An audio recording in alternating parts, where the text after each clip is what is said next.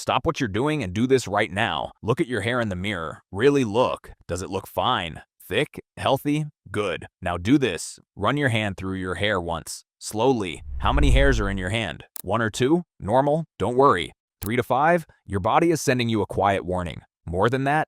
You need to watch every single second of this video, because here's what nobody tells you.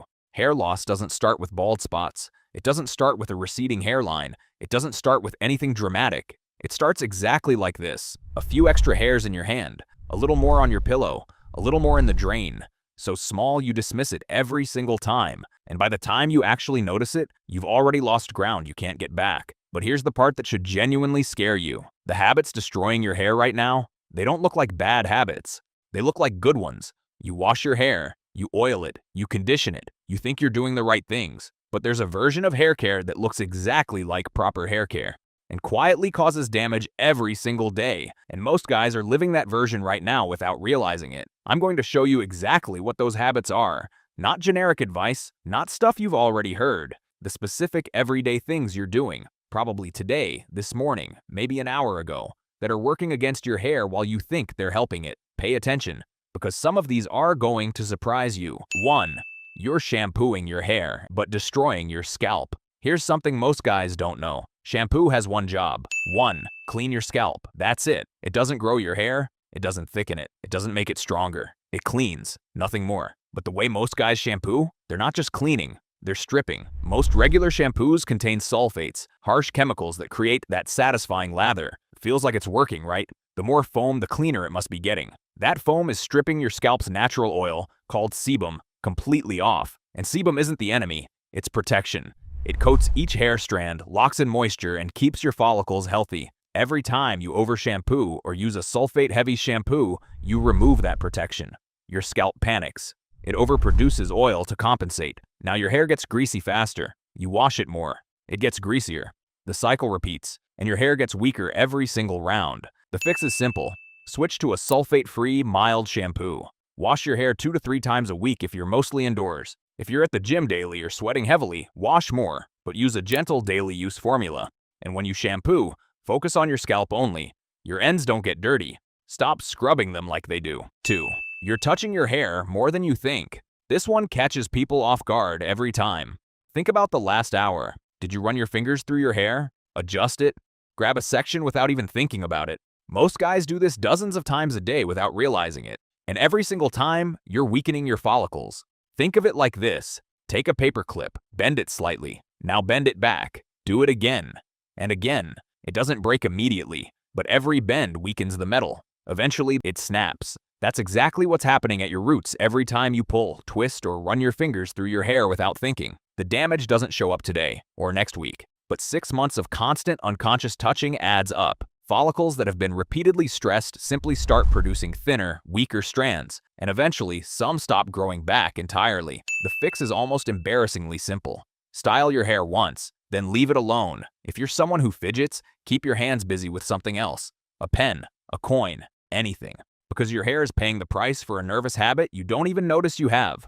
3. You're drying your hair like it's a dish. You step out of the shower. You grab a towel and rub your head dry, hard, fast. Done in 20 seconds. Feels efficient, right? Here's what's actually happening. Wet hair is structurally vulnerable. When hair absorbs water, the outer layer, the cuticle, lifts and swells. In this state, each strand is weaker, more elastic, and far more prone to snapping under friction. When you aggressively rub a towel across wet hair, you're creating intense friction against hair at its most fragile point. Every scrub breaks strands, creates split ends, weakens roots, and it's not dramatic damage you can see in one session. The slow accumulation of thousands of aggressive towel dries and compounding silently every single morning. The fix costs you nothing. Squeeze the excess water out first with your hands, then press the towel against your hair and hold. Don't rub, pat and press. Better yet, switch to a microfiber towel. It absorbs water faster with a fraction of the friction of a regular towel. Same result.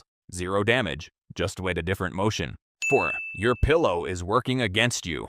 Every night, 8 hours a night. That's how long your hair is rubbing against your pillowcase while you sleep. Most guys have cotton pillowcases. Cotton feels soft, but at a microscopic level, cotton fibers are rough and absorbent. As your head moves throughout the night, and it moves far more than you think, your hair is constantly catching on those fibers, creating friction, breaking strands and drying out. Cotton also absorbs your scalp's natural sebum while you sleep. You wake up with drier, more brittle hair, and you don't know why. Here's the part that really gets people. If you shower at night and go to bed with wet hair, you've combined the two worst things possible. Vulnerable wet hair against a friction-creating, oil-absorbing surface for 8 hours straight. The fix is one of the easiest upgrades you can make. Switch to a silk or satin pillowcase. Smoother surface, less friction. Your hair retains its moisture. You wake up with noticeably softer, less damaged hair, usually within the first week. And if you shower at night, dry your hair at least 80% before you sleep. Wet hair on a pillow overnight is one of the fastest ways to cause quiet, consistent damage. Your diet is starving your hair from the inside. Here's the one that determines whether everything else you do actually works. Your hair grows from the inside out. It doesn't matter how good your shampoo is, how gentle your towel technique is, how premium your pillowcase is. If your body isn't getting the nutrients your follicles need, your hair will show it. Every single time. Hair is made primarily of a protein called keratin. If your diet is low in protein, your body makes a ruthless decision. It sends protein to your vital organs first. Your heart, your muscles, your brain. Your hair gets whatever is left over. Low protein intake means weaker strands, slower growth, and more shedding, period. But protein is only part of the picture. Iron carries oxygen to your follicles through your blood. Low iron means less oxygen reaching your roots. Slower, weaker hair growth and increased shedding. Zinc regulates the oil glands around your follicles and supports the repair cycle of hair tissue. A zinc deficiency can push your follicles into a dormant resting phase where they simply stop producing hair. Biotin supports keratin production. Vitamin D deficiency has been directly linked to follicle dormancy in multiple studies. The fix isn't a supplement stack. Start with food. Eggs for protein and biotin. Spinach and lentils for iron.